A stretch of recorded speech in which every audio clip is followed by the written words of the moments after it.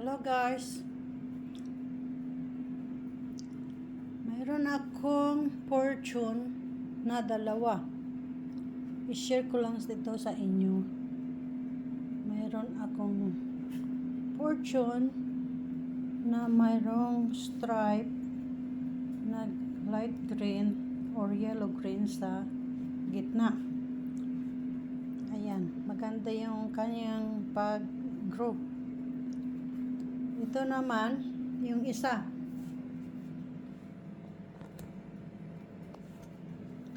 Yung isa naman ay yung ano niya, yung wala siyang design. Talagang green lang siya. Ayan. Ang ganda, diba? Malapit na umabot sa roof, oh. Ano na, ilang years na yan sa akin, since 2014 o 2000 before that, 2000, let's say 2014. So parang 10 years na pala, pero ang alam ko nasa akin na yan mga 2010 pa lang yata. Tapos yung Monstera Deliciosa, hindi ko sure kung Monstera Deliciosa yan kasi mayroon din akong isang klase pero marami siyang design. Ito kasi ano siya, yung kaunti lang yung kanyang design. Ayan, oh. Ito din maganda din. Yung ano niya,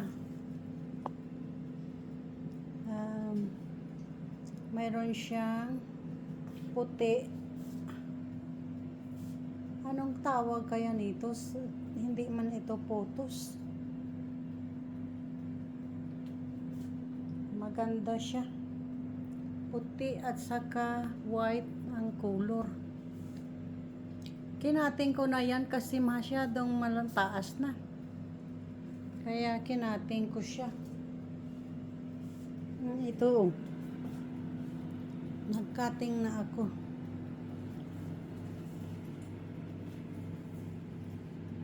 Nagkating na si ako. Kaya patubuon ko na lang siya dahil mayroon naman siyang root kaya sana mabuhay siya. Ito collection ko lang din yan pero ewan ko, tingnan nyo bakit yan walang dahon. Hindi katulad nito may dahon siya. Ito naman ang ganda-ganda, diba? Hindi ko alam kung anong pangalan yun pero maganda siya. Ito din maganda din to. Ang dalawa niyan siguro 6 months na yan na sa na ganyan sa pot na yan. Maganda yung pot niya. Kaya binili ko, nagustuhan ko kasi. Ito naman, dalawang palm tree ko. Ito naman sa taas ng fridge ko ay puro man din yan cutting. Yung tanim ba na may butas-butas yung yung dahon niya. Ito naman yung snake plant ko. Ayan. Ayan ang snake plant ko. Maganda siya, diba? Tapos, ito kinating ko na rin to Dahil kasi, tumaas na, umabot na siya sa, atip, sa ceiling pala. Ayan, oh. Ayan. Diyan yan siya galing. Mataas na nga yung aking kinating, oh. Tapos naman, ito, peace lily ko. Parang mamatay na yan eh. Pero nilagyan ko ng onion. Naganda yung tayo niya. Ito naman, mas malaki ang dahon niya. Na klase sang tanim. Kasi mayroon ako, ito isa, hindi siya gaanong malaki ang dahon. Ano ba yan? Nagsasabit na. Maliit siya. Ang dahon niya maliit kay compare siya. Diyan ko yan kinuha yung mga cutting ko doon sa taas ng fridge. Ay, diyan yan galing. Dito hindi pa ako nakakating dyan eh. Tingnan nyo yung aking rubber tree. Akala ko yun green na green, pero parang nagaturn man siya pink yung dahon niya. Maganda kasi nagaturn siya pink.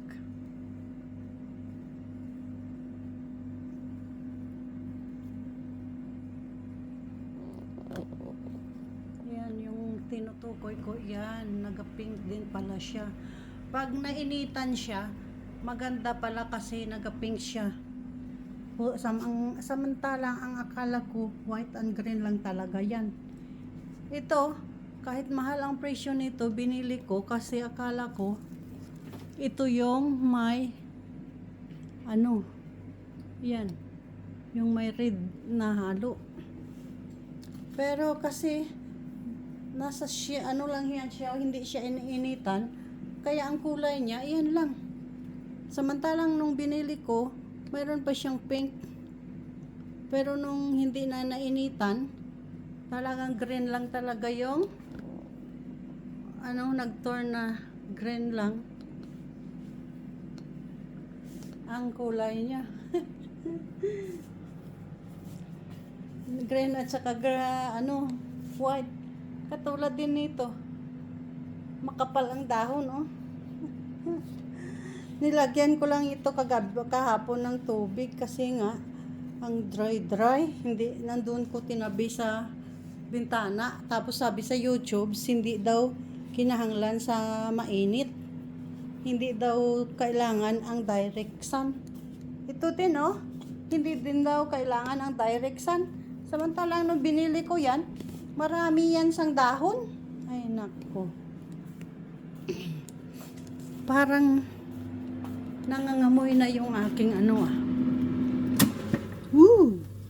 Yung roast ko, galing na ito sa oven. Pero hindi naman kasi nagka-crunchy. Mabuti na yan. Parang nag-crunchy na, kaya pabayaan ko na yan siya dyan.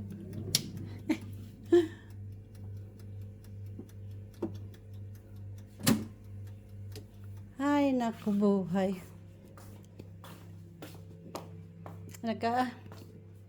Diyan ako nag-browsing sa laptop na yan. Ang baba ngayon ng Philippine money, ang value ng Philippine money, 36. Lang. Well, hindi pa nag-35. Yan Grabe. Mababa masyado. Maligaya na ako pag tumaas yan sa 37. Pero minsan malapit-lapit na sa 37. Pero ayan. Ang ganda-ganda.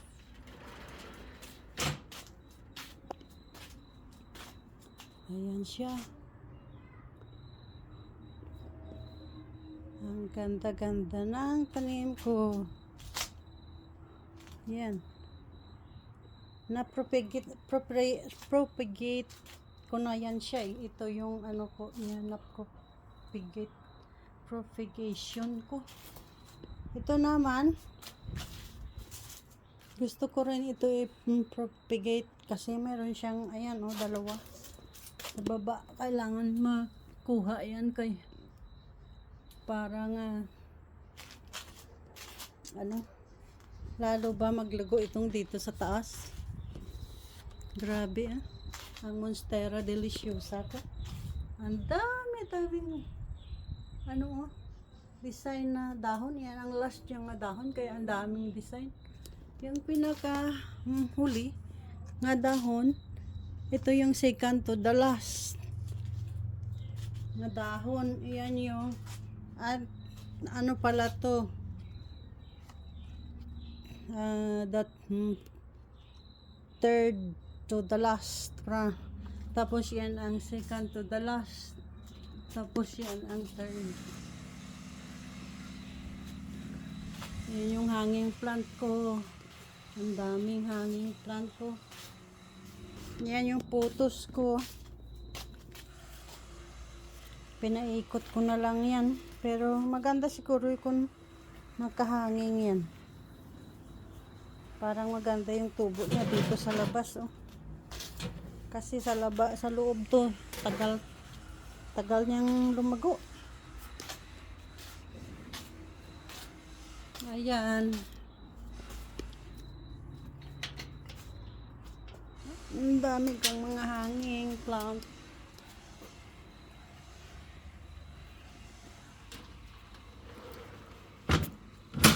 Punta pa ako ng airport. Ang dami kong ano na yan, no? Klaseng ano na yan. Pero hindi man siya namulaklak. Wala siguro kasing inap nga ano ba, na init. Yung sa labas naman din doon, mayroon din ako, pero mukhang mamulaklak, mukhang hindi man. O, 2 pot yan. 3. Saan pa? Oh, ayan pala pang 4 oh. 4. Ito oh, ganda-ganda ng dahon. Ito may 2 akong snake plant dito oh. Diba? Maganda. Mas maganda yung number 1 kaysa 0.5 lang. Yan, maganda siya.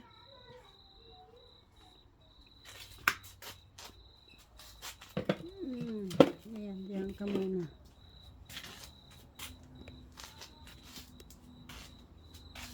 Humaba na. Ito yung tanim ko na ano, akala ko ano yan siya, yung parang dragon fruit, pero parang hindi man. Ito yung isa oh, parang ano, mamulaklak, parang hindi man. Na-over siguro to sang tubig kasi nagpapating sila ng ano nila. Yung aking lemon tree ay nag-yellow ang dahon doon sa kabila oh. Ewan ko ba.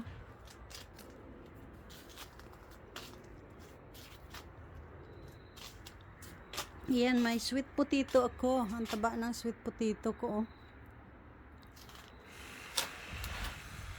Ay naku, ano ba yan? Hindi maganda. Putulin, tanggalin na lang yan. Hindi maganda oh. Nagkasakit ang dahon. Yan oh. Tinirahan yata ng spider. Ay nako. Hindi kasi siya na-look after nung nasa Pilipinas ako. Yan oh, nagaitong. Tanggalin ko na lang yan. Yan din. Maitim na rin. Yan. Para magkaroon ng new leaves. Ay nako, kung mayroon ng new leaves dyan sa baba oh. Ay, ayaw matanggal. Ayan, nagkaroon na ng new leaves dyan.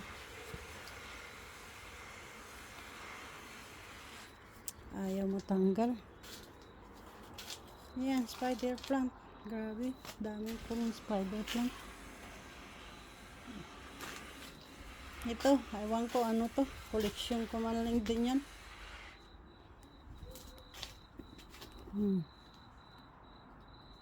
Nako, nag-organize na nga ako. Punta ako ng airport.